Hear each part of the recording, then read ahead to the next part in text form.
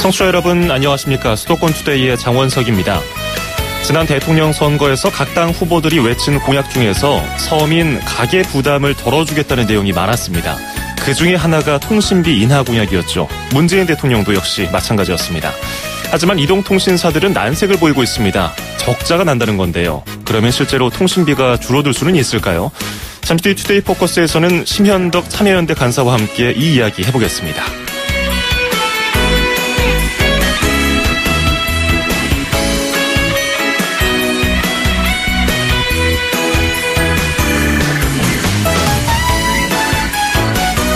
오늘 아침 앵커가 뽑은 수도권 뉴스입니다. 서울시가 다음 달에 시민감사 자문단을 도입한다고 밝혔습니다. 각 분야의 시민대표와 기술감사 분야 전문가 25명이 감사 정책의 시민 의견을 반영하는 건데요. 감사 대상을 정하고 감사를 수행하는 등 감사 전 과정에 시민이 참여합니다. 더욱 깨끗한 서울시가 되는데 좋은 계기가 됐으면 좋겠습니다. 룰루의 To Serve With Love 띄워드리면서 2017년 5월 15일 스승의 날 수도권 투데이 시작합니다.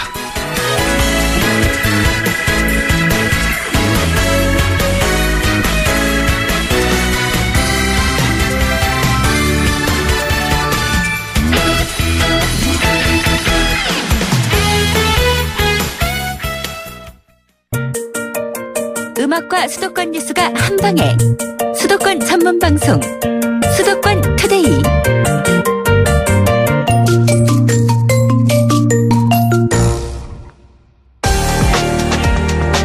투데이 포커스. 우리 가계 지출에서 꾸준히 그리고 조용하게 빠져나가는 것이 휴대전화 이용요금이죠. 이 통신요금 체계를 손보겠다는 공약 이번 대선 과정에서도 역시 나왔습니다. 하지만 이동통신사들의 반응은 부정적인데요.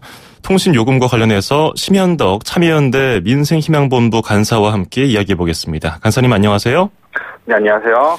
예, 일단 간사님 휴대전화 요금 잘 살피시는 편인가요? 그럼요. 꼼꼼히 살펴보고 있죠. 아, 그렇군요. 저는 예전에 그 고지서가 날아올 때는 그래도 한 번씩 펴서 쑥 훑어보곤 했는데 요즘에는 이메일로 고지서를 받아보잖아요. 그리고 또 애플리케이션으로 보고 자동이체 이렇게 해놓으신 분들이 많아가지고 신경 못 쓰시는 분들이 의외로 많더라고요. 그래서 뭐 월 정액이 얼마다 이 정도로 알고 있는데 실제로 그런 경우가 많죠. 네, 그렇죠. 그러다가 이제 잠깐 스쳐 지나가는 자동이체로 통장을 확인해보면 깜짝 놀라시는 분들이 굉장히 많죠. 맞아요. 이게 어떤 게 얼마고 이렇게 빠져나가는지 좀 알아야 될 텐데, 이게 2, 3세대, 그러니까 2G, 3G 이동통신 사용자들의 명세서에는 뭐 기본료가 표시가 돼 있는데, 뭐 4G 뭐 그런 통신 이용하는 분들은 기본료 항목이 없다고 하던데 이게 사실인가요? 네, 고지서상에는 그 표시가 사라졌습니다. 예. 이게 왜 이렇게 사라졌을까요? 그 이전에는 이제 기본료와 통화료, 그러니까 두 개 2부로 구성된 요금제였는데요. 예. 2G, 3G 요금제 표시였고 정액 요금제로 가게 되면서 기본료와 그다음에 일정 사용량에 따른 요금 그리고 그것을 초과했을 때의 요금 해서 3부 요금제로 변경됐어요. 네, 그렇게 해서 뭐 지금은 또 표현이 사라졌습니다만 5구 요금제, 6구 요금제 이런 거 있잖아요. 예. 네, 그래서 그 기본료가 고지서상에 사라졌으니까 기본료가 존재하지 않는다라는 착시현상을 불러일으킨 것 같아요. 예. 네, 그렇지만 뭐 선불요금제나 뭐 일부 요금제를 제외하고 거의 대부분의 소비자님들은 11,000원씩 기본료가 다 포함되어 있습니다. 예. 저도 그 통신사 애플리케이션으로 가끔 통신비를 확인해보면은 그러네요. 기본료가 표시가 안 된 지 좀 꽤 된 것 같아요. 근데 이게 생각을 안 하고 있으니까 이 기본료가 사라졌는지 표기됐는지 이거조차도 이게 망각할 때가 있는데 어쨌든 통신비도 요즘에는 기계값도 소비자가 다 부담을 하고 있는데 도대체 기본료가 왜 필요하냐 이렇게 주장하는 목소리가 높지 않습니까? 근데 애초에 기본료가 어떤 목적으로 만들어졌습니까? 네, 통신은 망 설치를 먼저 하고 그 다음에 서비스 시작하는 이제 망산업이라고 하는데요. 예. 이렇게 망 설치하는데 막대한 비용이 드니까 과거에 이제 지금 SK텔레콤이 한국이동통신이라는 공기업으로부터 시작했어요. 예. 그래서 공기업의 개념인 이제 기본료가 들어간 거죠. 그래서 기본료를 통해서 망 설치하고 그래서 그 설치 조달을 위해서 지금 기본료를 받기 시작했는데 지금 뭐 잘 아시다시피 방방곡곡 다 핸드폰 스마트폰 다 잘 터지잖아요. 예. 그래서 망 설치가 다 완료됐기 때문에 이제 기본료를 폐지해도 된다라는 여론이 높아지고 있는 겁니다. 예. 예전에는 이런 광고도 있었잖아요. 마라도에서도 잘 터진다. 뭐 산에 올라가서도 여기는 정상 뭐 이러면서 그런 광고가 있었는데 예전에는 그처럼 이게 뭐 망이 잘 설치된 그런 통신사를 그런 식으로 광고를 했었는데 요즘엔 그런 식으로 광고를 안 하잖아요. 어쨌든 그렇죠. 말씀하신 것처럼 간사님 말씀하신 것처럼 망이 다 이게 인프라가 구축이 잘 됐다는 의미인데 어쨌든 그런 목적으로 처음 이 기본료가 생겼는데 현재 모든 통신사가 달마다 11,000원씩 부과하고 있는 겁니까? SKT와 KT는 11,000원씩 그리고 LG 플러스는 1,900원씩 받고 있는 상황입니다. 예. 여전히 기본료는 책정이 돼 있군요. 근데 통신사들은 또 이렇게 주장을 합니다. 스마트폰 정액 요금제는 기본료가 없다. 이거 어떤 의미로 받아들여야 될까요? 네, 이제 정액 요금제가 2010년 전후에 이제 도입이 되는데요. 예. 네, 2010년 전후로 되면서 앞서 말씀드린 대로 2부 요금제에서 3부 요금제로 넘어가는 과정에서 많은 통신 요금 관련된 논문들이 3부 요금제에도 기본료는 있다. 그래서 기본료가 있기 때문에 3개로 구성된다. 3부 요금제를 표현한 거예요. 예. 그래서 통신사들의 이런 주장은 이렇게 설득력이 이제 높지 않습니다. 예. 자, 이 설득력이 높지 않다고 말씀을 해주셨는데, 뭐 그런 것들을 반영해서 이제 대선 후보들이 여러 가지 통신비 인하 공약을 내놓지 않았습니까? 문재인 네. 대통령도 역시 대선 기간에 마찬가지였는데 기본료를 없애겠다. 그래서 막 와 관중들이 환호하는 그런 인터뷰도 많이 봤었는데 기본료 폐지에 대해서 통신사들은 아무래도 좀 부정적이겠죠. 그렇죠. 통신사들의 매출에 직접적인 타격이 오니까요. 예. 어떤 입장을 구체적으로 보이고 있나요? 통신사들은 일단은 그 적자로 돌아선다. 라는 이제 항변과 두 번째 5G나 신규 통신 망 설치로 해서 기본료를 반드시 필요하다. 이 두 가지 논지를 내세우고 있어요. 예. 네. 그러면은 뭐 기본료를 폐지하면은 적자가 뭐 수조 원에 이를 것이다. 그리고 뭐 소비자들에게 다른 부담이 가중될 것이다. 이런 얘기를 하고 있는데 이거는 어떻게 해서 이런 말이 나온 걸까요? 네, 일단은 통신사는 작년 2016년 한 해에만도 마케팅비로만 7조 6천억이 넘는 돈을 썼어요. 예. 자, 마케팅비를 좀 줄이고 통신요금 거품을 좀 줄이면 기본료 폐지는 충분히 가능하다고 저희 보고 있고요. 그 다음에 통신 뭐 잘 아시다시피 집에다 지갑을 두고 와도 오늘은 그냥 가자라고 하지만 집에다 핸드폰을 두고 오면 다시 돌이켜서 가지 않습니까? 들어가야죠. 예. 네, 그만큼 이제 현대인의 필수품이 되는데 예. 이동통신은 또 주파수라는 공공재를 활용해서 쓰고 있고 모든 사람이 이용하는 굉장히 필수 공공재 영역에 이르렀어요. 예. 네, 그러면 높은 이제 사회적 책무를 이제 부담해야 되는데 예. 문제는 그러니까 이제 주파수를 기반으로 하는 통신 원가 대비 이 요금이 과연 적정수로 책정됐냐가 지금 다 비밀에 붙여져 있어요. 네, 이것이 그 미래창조과학부 관료들과 사업자들 간의 협의와 심의로 이것이 밀실에서 결정되고 있기 때문에 이게 문제가 되고 있고 예. 통신 3사가 3조 7천억이 넘는 한 해 수익을 얻고 있는 이유거든요. 예. 그래서 저희는 통신비 심의위원회를 설치해서 그 통신 요금 책정의 검증 과정을 갖춰야겠다. 네, 그렇게 되면 기본료 11,000원이 인하되더라도 폐지되더라도 다시 풍선 효과로 다른 요금에서 부풀려서 다시 원상 회복되는 상황을 막을 수 있다라고 저는 보고 있습니다. 예. 근데 또 이동통신사들은 그렇게 얘기를 하고 있는데, 근데 문재인 대통령이 대선 운동 과정에서 이런 통신사 유지보수의 기본료가 필요하다고 하나, 뭐 통신사들의 영업이익은 수조 원이고, 방금 간사님 말씀하신 것처럼요. 거기다가 사내 유보금도 수십조 원이라고 주장을 했어요. 그래서 통신 기본료를 폐지해서 그 돈을 뭐 어르신들과 사회 취약계층을 위해서 쓰겠다고 얘기를 했는데, 사내 유보금과 관련해서 이게 정부가 이런 이동통신사들과 협상을 하는데 어떤 작용을 할까요? 네, 사내 유보금을 말씀하신 것은 예. 이제 그만큼 기본료 폐지 여력이 충분하다라고 하는 거고요. 예. 그래서 저희는 뭐 정부 의지와 또 통신사의 협조에 따라서 당장이라도 기본료 폐지는 가능하다고 보고 있습니다. 예. 자, 기본료가 어쨌든 1996년 이전에는 꽤나 비쌌어요. 27,000원이었고 이게 점점 내려와서 아까 LG 플러스를 제외한 두 대형사는 11,000원. 기본료가 내려가는 동안에 통신사 별다른 문제 없었나요? 저희가 그 통신사 수익과 기본료 인하에 대한 그래프를 한번 비교해 본 적이 있었는데요. 예. 네, 그때 당시에 통신 그 사업이 활황이었냐 불황이었냐가 사실 통신사 영향에 직접적이고 기본료는 그렇게 직접적인 영향을 끼치지 않는다라는 결론에 도달했습니다. 예. 별다른 문제가 없는 상황인데 그럼 이런 의견도 있습니다. 기본료를 한 번에 없애는 것보다는 또 기업의 반발이 강하니까 5,000원대 이하로 낮추는 것도 하나의 완충작용이 아닐까, 완충 방법이 아닐까 이렇게 얘기하는 분들도 계시거든요. 이건 어떻게 보세요? 네, 그거는 이제 제가 말씀드릴 게 아니라 이게 실험 과정 중에서 어떻게 할 것이냐가 이제 나와야 되는 건데, 그 어떤 방식으로 하더라도 일단 소비자가 납득할 수 있고 가격 소비비 완화에 효과적이어야 된다라고 그렇게 말씀드릴 수 있죠. 예. 자, 지금 통신비와 관련해서 여러 가지 이야기를 해봤었는데 이런 얘기도 있어요.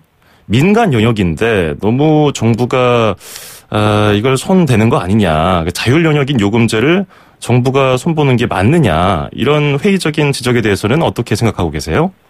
네, 저희 참여연대가 통신비 원가 공개 소송에서 고등법원 2심까지 승소했어요. 그 고등법원 판결문을 보면 통신은 굉장히 고도의 공공성을 띠는 영역이다. 그래서 원가 공개, 다시 말해서 영업 비밀을 하더라도 이것은 공개하는 것이 마땅하다라고 지금 선언하고 있거든요. 예.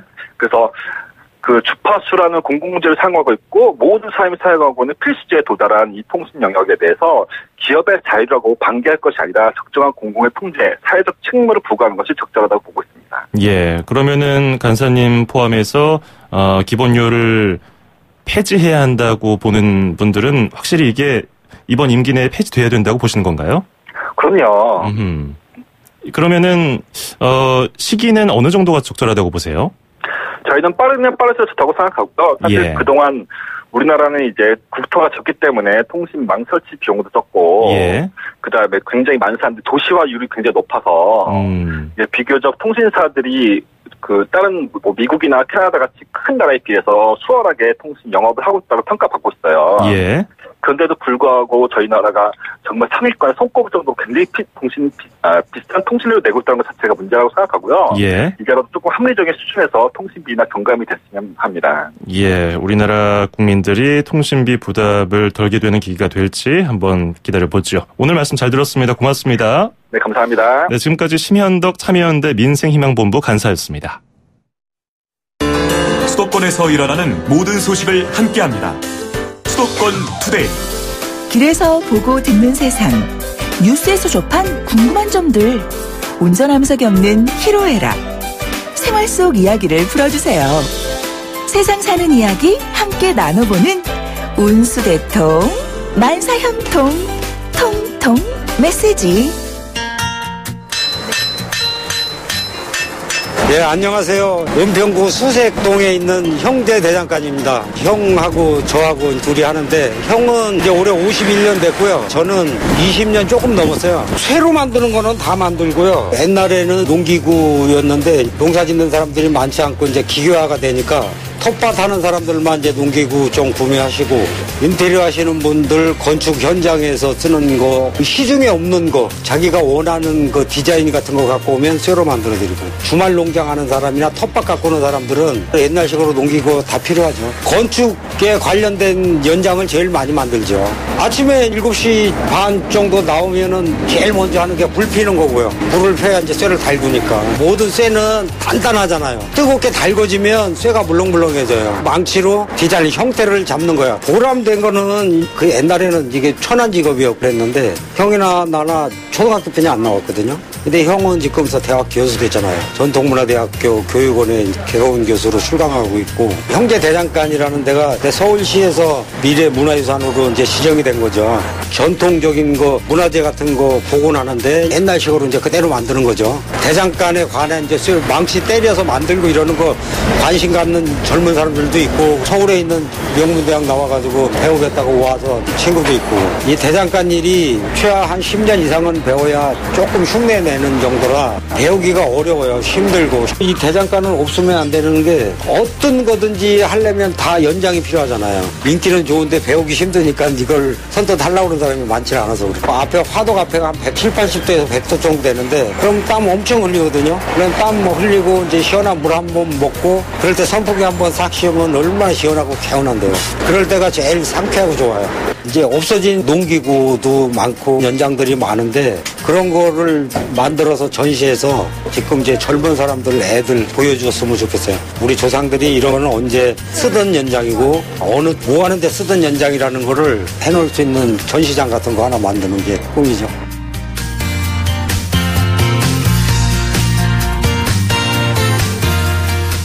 네, 온수대통 만사형통 통통 메시지. 오늘은 은평구에서 형제 대장간을 운영하시는 분의 사연이 도착했습니다. 야, 보통 사람이 한 직업에 10년 정도 종사를 하면은 그 분야에 대해서 통달을 한다고 하는데 대장장이 일은 10년은 해야 흉내라도 조금 내는 정도라고. 10년은 해야 좀 이제 망치 좀 줄 줄 아는구나 이런 평가를 받나 봐요. 그 정도로 아무나 할 수 있는 일이 아니고 쉽지 않은 일이라는 것을 애둘러서 표현해 주신 것 같은데 형님분은 51년 하셨고 와 반세기 넘게 그리고 지금 인터뷰해 주신 분은 20년 넘게 하셨으니까 이제 뭐 그 직업에 이미 뭐 통달을 하셨고 후배 양성을 위해서 지금 학교에서도 강의를 하고 계신다고 말씀해 주셨으니까요. 글쎄요, 지금 청취자분들 중에서 대장간을 직접 보신 분들이 계신가요? 서울 수도권 계신 분들은 많이 안 계실 것 같은데, 글쎄요. 저는 실제로 본 적이 없습니다. 그 제철회사 견학은 해봤는데, TV에서만 보던 이런 것들을 직접 하시는 분들은 직접 손 한번 만져보고 싶어요, 저는. 그 손에서 여러 가지 농기구, 또 지금 우리가 기계로 만들 수 없는 것들을 직접 만드시는 거니까 대단합니다. 또 이 많이 대장장이 일에 대해서 관심을 가져주시고 이게 계속 연결이 됐으면 좋겠습니다. 기원하겠습니다. 오늘 이 형제 대장간 형제분들께는요, 저희 수도권 투데이에서 준비한 선물 보내드리도록 하겠습니다. 저희 수도권 투데이 온수대통 만사형통 통통 메시지에 참여하시면요, 듣고 이해하고 말할 수 있는 영어, 소원 영어에서 온라인 강의 수강권, 그리고 허벌라이프에서 식사 대용 쉐이크, 포뮬라1 건강한 식사와 쉐이커를 드리겠습니다. 추첨을 통해서 방송 참여 기회도 드리고요, 선물도 보내드립니다. 그리고 휴대전화 문자 메시지를 통해서 프로그램에 참여해 주시는 분들을 위해서 사우디아라비아의 역사와 문화를 보실 수 있는 국립중앙박물관 특별전 아라비아의 길 관람권도 드리겠습니다. 짧은 문자 50원, 긴 문자 100원의 비용이 드는 샵 0945, 우물정 0945로 문자 보내주시기 바랍니다. 매치박스 20의 푸시 듣고요. 2부에서 뵙죠. 2,500만 수도권 청취자를 위한 모든 소식이 한자리에 YTN 뉴스 FM 수도권 투데이 FM 94.5MHz YTN 뉴스 FM 수도권 투데이 2부 듣고 계십니다. 광고 전해드리고요. 잠시 뒤에 경기도와 인천시 소식으로 이어갑니다. 서울, 경기, 인천 찍고 수도권 정부의 핵심이 바로 여기에 수도권 행정탐방. 수도권 행정탐방 월요일 순서 경기도로 떠나보겠습니다. 산림환경연구소의 최정우 녹지연구사와 전화 연결하겠습니다. 안녕하세요. 네, 안녕하세요. 최정우입니다. 예, 소나무 제선충병이 심각하다 뉴스를 통해서 듣고 있는데 정확히 제선충병이 어떤 건가요? 네, 제선충병이란 병과 공생관계에 있는 솔수염 하늘소의 몸에 기생하다가 솔수염 하늘소의 성충이 소나무 잎을 갉아먹을 때 나무에 침입하는 소나무 수관을 막아 소나무가 완전히 말라 죽게 하는 병입니다. 예. 예, 일단 감염이 되면 100% 말라 죽고 현재 완전 박멸을 할 수 있는 방법이 없는 상당히 무서운 병입니다. 네, 대표적인 피해 수종은 적송과 해송, 잣나무인데 감염이 되면 소나무는 잎이 아래로 처지고 잎이 시들기 시작하고 30일 뒤에는 잎이 빠르게 붉은색으로 변하면서 말라 죽기 시작합니다. 네, 특히 경기도에는 잣나무에서 제선충병이 확산되고 있습니다. 그리고 아직까지 제선충 자체를 박멸하는 방법이 없어 매개충의 확산 경로 차단을 위해서 항공 지상 약제 살포, 제선충과 매개충을 동시에 제거하기 위한 고사목 벌채, 혼증 또는 파쇄 방법 등이 방제법으로 이용되고 있고 우리나라에서는 1988년 처음 발생해서 현재 14개 시도와 70개 시군구에서 발생된 것으로 확인이 되었습니다. 예, 이 소나무 제선충병이 제선충병에 걸린 소나무는 아예 치료 방법이 없는 건가요? 그냥 잘라내야 되는 건가요? 네, 현재상으로 제선충병에 일단 걸리게 되면 치료 방법이 없습니다. 일부 이렇게 예방약이 있습니다만 상당히 고가입니다. 하하. 그러면 제선충병에 걸린 목재는 그냥 버려지는 건가요? 어떻게 활용됩니까? 사실 지금까지는 제손충병에 걸린 목재의 사용에 대해서 소극적인 모습을 많이 보여왔습니다. 예. 그래서 활용도가 떨어지는 편이었고요. 실제 제손충병에 걸린 목재는 2년 정도 임지에서 훈중 후 주로 방치 또는 폐기되거나 아주 소량만이 연료용이나 목구조용, 농가용으로 재활용되었습니다. 하지만 앞으로는 훈중 처리를 하지 않고 파쇄한 피해목을 활용해서 건축 내 외장재나 합성목재 데크의 재료 등으로 높은 가치가 있는 자원으로 활용하는 방법을 찾고 있습니다. 예, 그 소나무들 아까웠었는데 어떻게 활용되나 했더니 이런 식으로 건물 내 외장재로 쓸 수 있군요. 네, 그렇습니다. 근데 목재 제선충병이 남아 있으면 다른 문제가 발생하지는 않을까요? 네, 실제적으로 제손충 발생한 한 15개 시군 중에 8곳이 인위적으로 확산됐다는 산림청 발표를 보면 훼손 및 이동 문제의 심각성을 알 수 있습니다. 예. 네, 목재를 이동하는 즉 감염된 소나무의 원목하고 조경수목을 통한 인위적 확산이 소나무 제손충병 감염의 가장 큰 원인을 제공하고 있습니다. 그렇기 때문에 우리 산림환경연구소는 공립나무병원을 운영하고 제손충 피해지로 등록된 지역에 조경수목 반출하고 제손충 피해 후 훈중된 목재의 이동 시에 과연 그 안에 제손충이 남아있는지를 철저히 검사해서 제손충병 확산에 만전을 기하고 있습니다. 확산 방지에 만전을 기하고 있습니다. 그렇군요. 이런 기술 개발이 추진되게 된 배경하고 추진 경과가 어떻습니까? 네, 실제적으로 경기도의 경우 주요 산림 수종인 잣나무에 제손충병이 확산되고 있습니다. 그래서 많은 농가가 피해를 입고 있습니다. 네, 산림환경연구소는 제손충 피해목을 활용한 사용처를 연구하고 개발해서 산림농가의 새로운 소득을 창출하기 위해서 기술 개발을 많이 하고 있는데요. 특히 또한 잣구가를 채취해서 식용잣을 탈각하고 나무 부산물 또한 지금 현재 버려지고 있는 실정입니다. 그래서 이를 두 가지 재료를 같이 합성해서 여러 가지 친환경 합성 목재를 개발하고 그리고 고부가치 산업화 재료로서 신소득을 창출할 수 있는 길을 열게 되었습니다. 예, 신기술에 대해서 조금 더 설명 좀 부탁드릴게요. 네. 이 신기술은 경기도 산림환경연구소와 또한 목재 부산물을 이용한 연료용 복합 펠릿의 제조 방법에 관한 특허를 보유하고 있는 경기도 중소기업인 제영산업에서 잣나무 제손충병 피해목에 화학적 혼증제를 사용하는 대신에 2cm 이하로 파쇄하고 이를 다시 100에서 200mc로 미세 분말로 분쇄하였습니다. 네, 기업에서 보유하고 있는 친환경 플라스틱 합성 제조 방법을 활용하고 또한 잣나무 제손충병 피해목과 잣구가 부산물을 폴리에틸렌과 함께 혼합한 원료용 펠릿을 만들고 이를 알맞은 모양으로 사출해서 친환경 합성 목재를 제작하였습니다. 예, 그러니까 아예 그 소나무 제손충병으로 인한 그 소나무를 베어내고 그거를 잘게 부셔서 다른 물질과 혼합해서 또 합성 목재로 쓰는 거군요. 네, 그렇습니다. 예, 앞으로 이 신기술 어떻게 확대돼 나갈까요? 실질적으로 지금까지는 신기술이 이제 데크로 만들어졌는데요. 해당 기술은 향후 국내 박람회 출연해서 활발한 홍보를 통해서 많은 사람들에게 제손충병 피해목의 활용 방안에 대해서 알릴 예정입니다. 예. 또한 응용 특허와 정책 건의를 검토 중에 있습니다. 그리고 응용 제품 또한 현재 데크에서 건축 내 외장재, 가구재를 활용할 수 있도록 꾸준한 연구 개발을 진행하도록 하겠습니다. 예, 오늘 제손충병으로 인해서 벌목된 그 나무를 어떻게 활용하는지에 대해서 들어봤습니다. 오늘 고맙습니다. 네, 감사합니다. 네, 지금까지 최정우 녹지연구소였습니다. 출입처 기자들의 수첩을 살짝. 가장 빠른 수도권 소식을 전해드립니다. 여기는 출입처입니다. 네, 월요일 아침 수도권 투데이 듣고 계십니다. 인천 소식 알아보죠. 경인일보의 이현준 기자 전화 연결하겠습니다. 이 기자 안녕하세요. 예, 안녕하세요.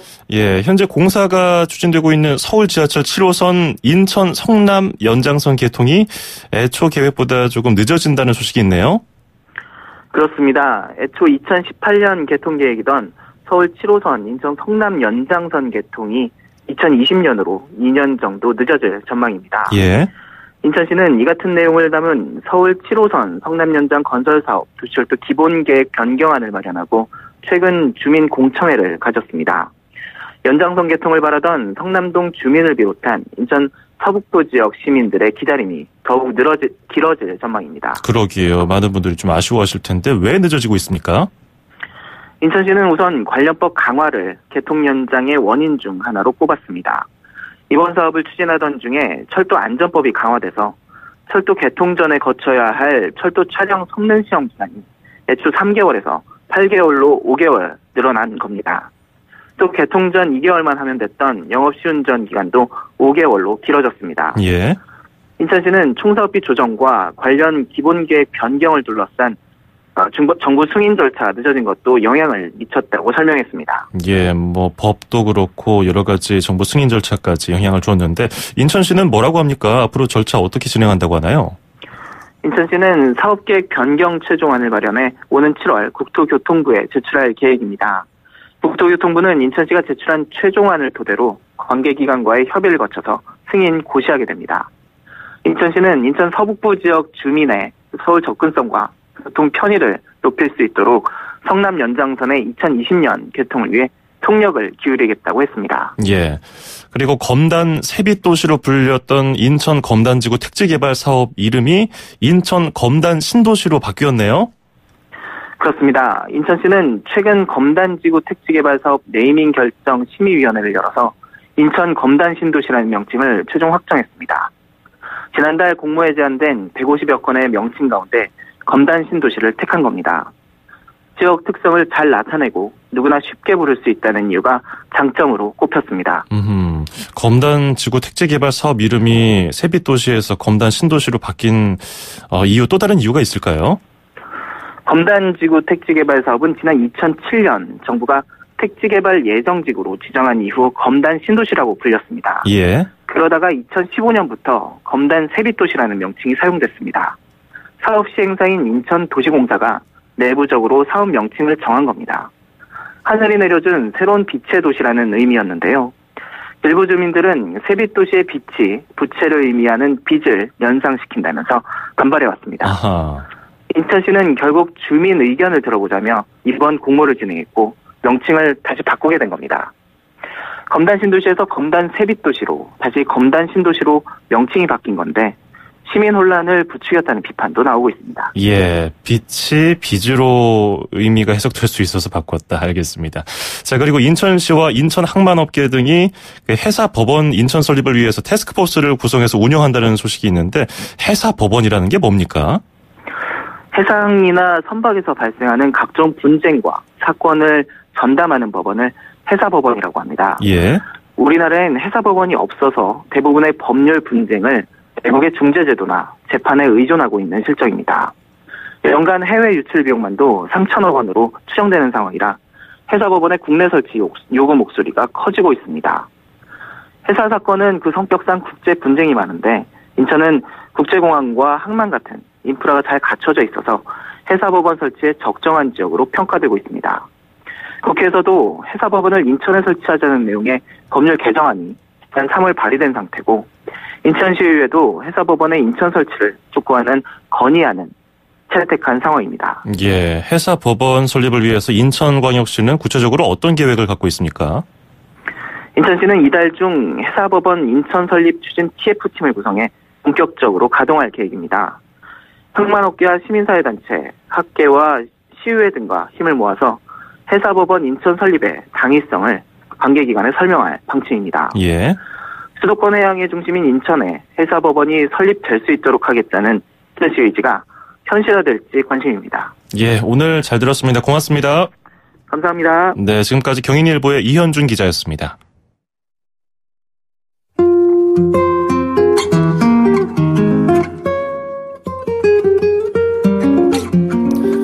수도권 투데이 오늘 준비한 소식은 여기까지고요. 끝으로 주윤하의 I Wish You Love 띄워드리면서 저는 인사드리죠. 내일 아침 9시 10분에 뵙겠습니다. 장원석이었습니다. 고맙습니다.